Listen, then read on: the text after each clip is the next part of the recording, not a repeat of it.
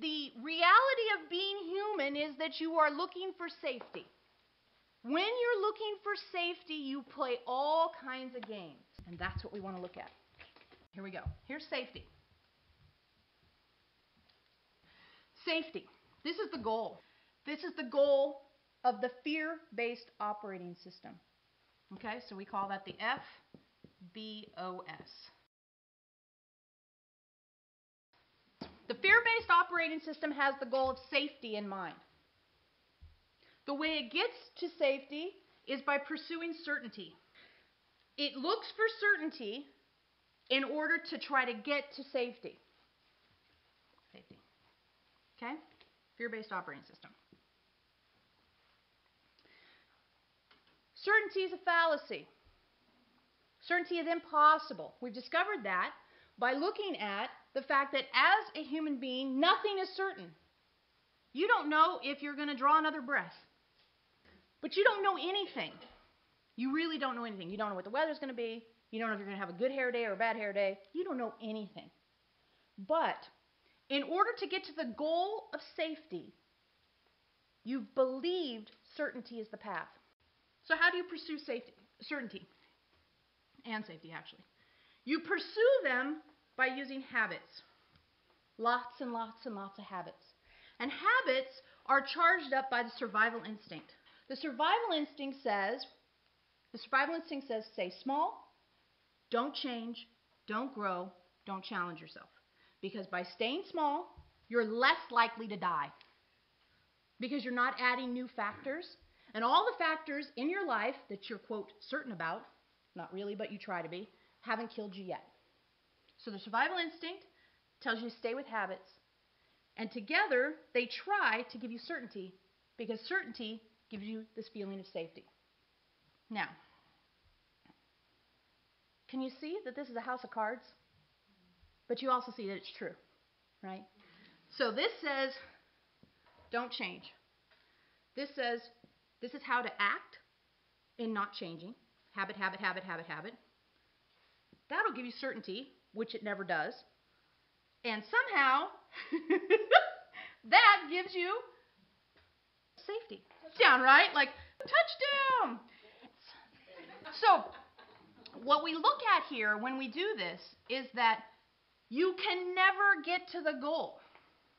Because the pathway you've been taught is all fake. Completely fake. So, as the girls pointed out, you feel like a failure all the time because you can never get to the goal that's the stated goal of the incarnation. Yeah. We're thinking of this one, F-U-B-A-R. Do you guys know what that means? Yeah. Fucked up beyond all recognition. Equals the fear-based operating system.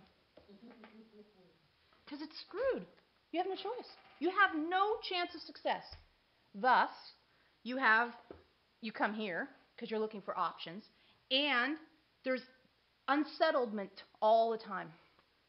You never feel settled. And sometimes people will say, well, this is the answer. And then if it's not exactly the answer, you feel more like a failure. You know, on and on and on and on and on and on and on. It's sad, really, because you have spent collectively 1,000 years doing this, in this incarnation. And you've done this in multiple incarnations, let's just say. We'll be kind and just say, more than once. So how do we get to safety, she asks. Because you've been trained, safety's the goal. Safety isn't the goal! That's why you don't get an extra point. You don't even get 6. You don't get anything because you never get there. This is like that touchdown line, right here. And you never get past certainty. You never even get like a first down. Because this pattern right here, the survival instinct and habit, just spin. Just spin. Spin. Spin, spin, spin. There's no hope there. Sometimes you can have a little fun. But even in fun, even in joy, even in happiness, sometimes even in love, the other shoe is waiting to drop. Duality. We should put that in here too. Duality. A-L-I-T-Y. Duality says, no matter how good you feel, bad is in there too. And unfortunately, it's not however bad you feel, good's in there too. Duality, combined with these two, is a triple threat. Because what it's telling you is, no matter how good it gets, it's not good enough. No matter how good it gets, someone's going to take it away from you. No matter how happy you are, the other shoe's waiting to drop. Every time you've been happy, inside there is, this won't last. Or, and tomorrow I have to go to work. The end of my vacation's, it's time to get on the plane. There's never that sense of longevity of a state of happiness. Peace, bliss, serenity. These are all fantasies. Because of duality. The survival instinct, habit, and the quest for certainty. Okay? Yikes. We were going to erase that, but we're not going to. You know why? Because it's the truth. This is the truth. Remember we talked about what is true now? Where am I lying to myself? If you're in denial of this, chances are you are lying to yourself. You can disagree with a couple of ways we put emphasis, but the bottom line is you are living the fear-based operating system. So you're living the fear-based operating. What the hell? We suck. You don't suck. You don't suck. What you do is you have been extraordinarily consistent with what you've been given, how you've been taught, how you've been raised. There are DNA pressures. DNA pressures are, I'm a woman, not a man. I'm a man, not a woman. I'm tall, I'm short, I'm thin, I'm fat, I have a handicap, I don't have a handicap. The package you have decided to be dealt changes the way you see the world. Okay? Cultural pressures. Are you raised in America or are you raised in Africa? Are you raised on the West Coast or are you raised on the East Coast? Are you raised in a big family, small family? All those things are telling you how to behave.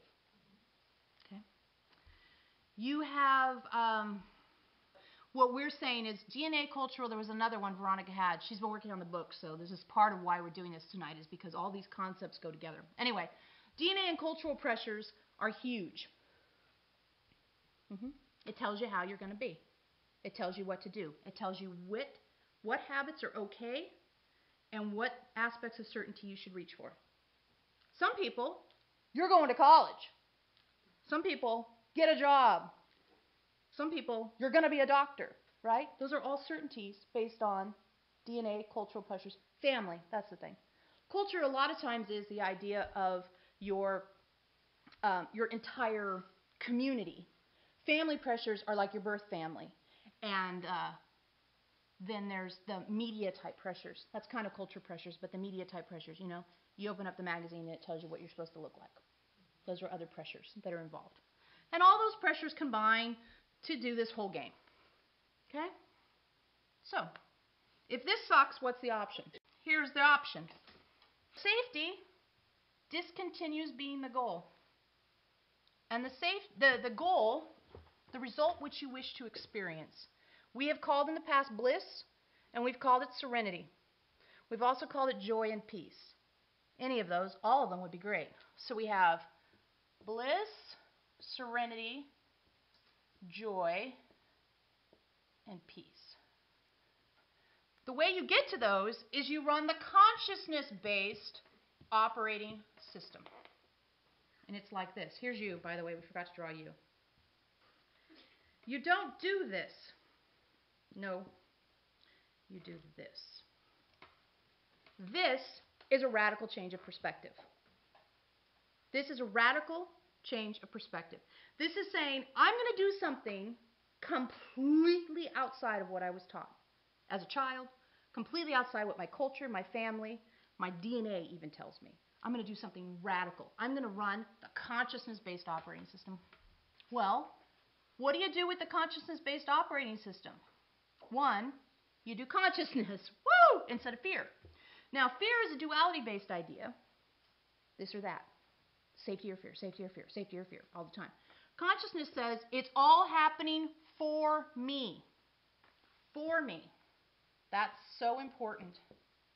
Everything that's happening for for me. Everything's happening for me. That's really important. That's one of the major changes right there. Is nothing happens to you. You're not a victim that has to be in fear of your life. You're in consciousness that says, all right, it happened, and I'm going to say it's happening for me. And as I experience my life happening for me, I am not in resistance to the truth. See here, because you're in fear and you're afraid of the other shoe dropping all the time, you have to be in resistance to the truth. Because if something occurs that you don't like, doesn't feel good, you don't want to experience, you have to resist it. This is that thing we talked about when we said you guys are afraid to look at your shadow because you think you're going to create more shadow. But instead, when you look at your shadow, you create more consciousness because you're consciously looking at your shadow. For me. Everything's happening for me. There's no such thing as duality in the consciousness-based operating system. This is one of the hard things for you guys to get around because there's so much duality in your world. But when you come at the world from consciousness, there's no such thing as duality because everything teaches me something. Everything teaches me something. Everything in my life is happening for me, and everything in my life teaches me something. So when something occurs that you think is something you're like, I don't exactly want this to happen again, you don't resist the truth of it, but instead allow what it's there to show you to show you. When you stop resisting the truth of things, you can live in the consciousness-based operating system. And when you stop resisting the truth of things, you don't wait for the other shoe to drop, you see, because there's no other shoe to drop.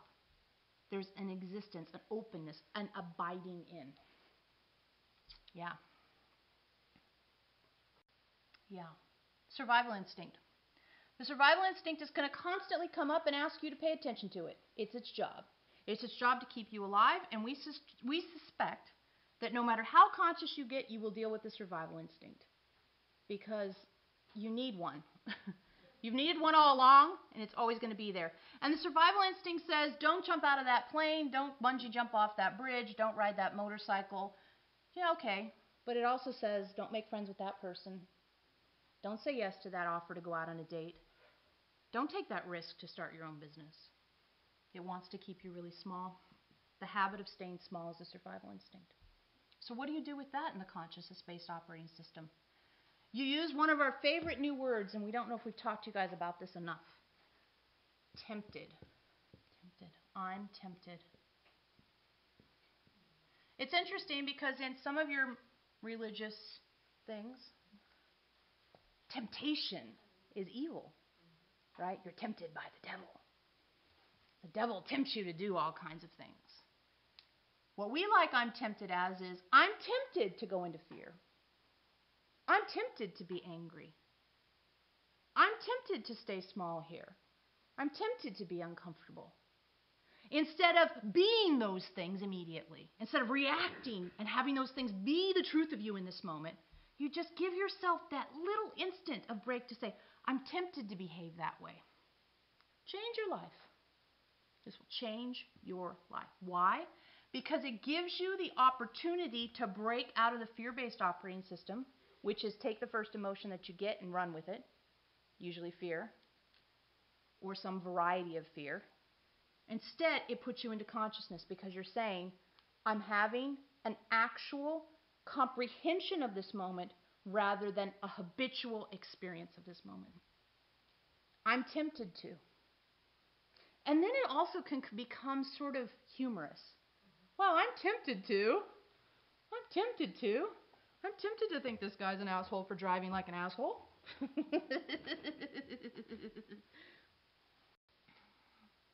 It's all well and good, but how does it get you to BSJP over there? BSJP. Bliss, serenity, joy, and peace. How do you get there?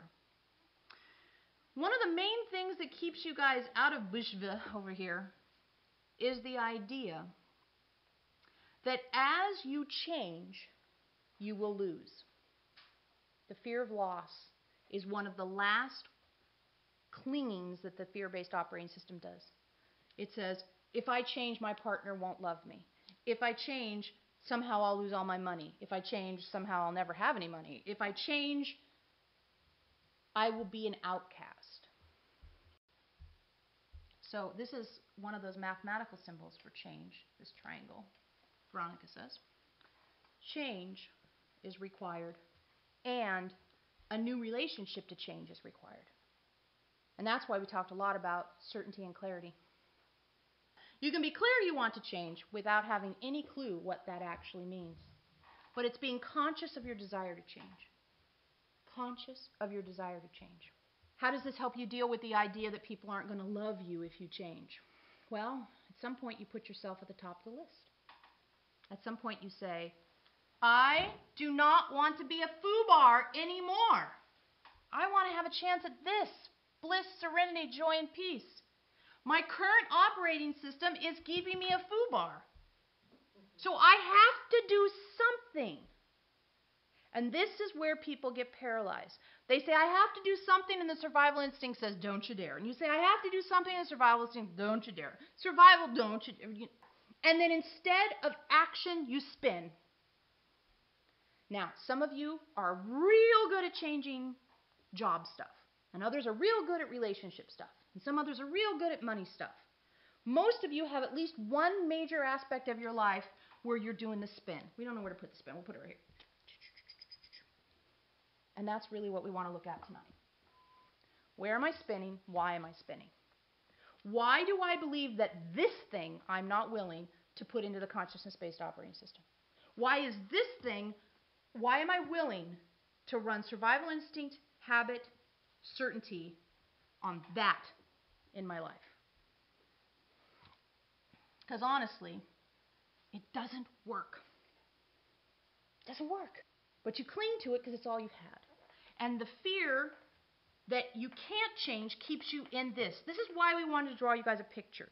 Because we thought, perhaps, at least for some of you, that the visual of this box, and literally we're going to put it in a box, the limitation of this box,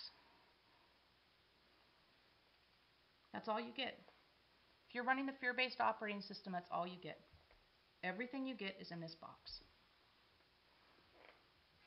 Really, we should have drawn the line right here, because you never get safety. You never get safety. All you get is striving and dissatisfaction. So how do you get to BSJP? What you have to do, really, is you make the commitment for consciousness. And you make the commitment to change and change again. And that's where some of you have dropped the ball. Some of you have dropped the ball at change. You've gone, this doesn't work. I know this works on some things in my life, but there are these things where I run up against change and I bounce back down. I go up to change, come back down. I go up to change, I come back down. And there's a belief somewhere in you that it's okay to stay small on those parts of my life. Now, you can't ascend part of you. You can't live Homo spiritus part of the time. It will not work.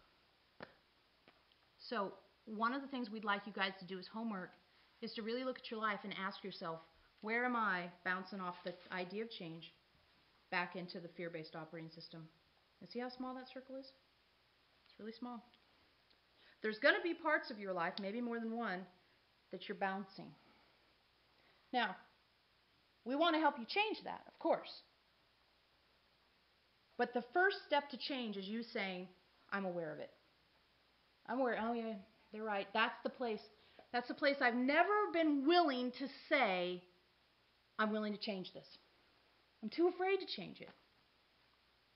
Acknowledgement is all it is required at this point. Okay, yeah, you're right. I'm too afraid of that. I'm too afraid to acknowledge that it's there, that it could change, that it needs to change, that it should change. How do you know if something needs to change? Well, are you in Bliss? No.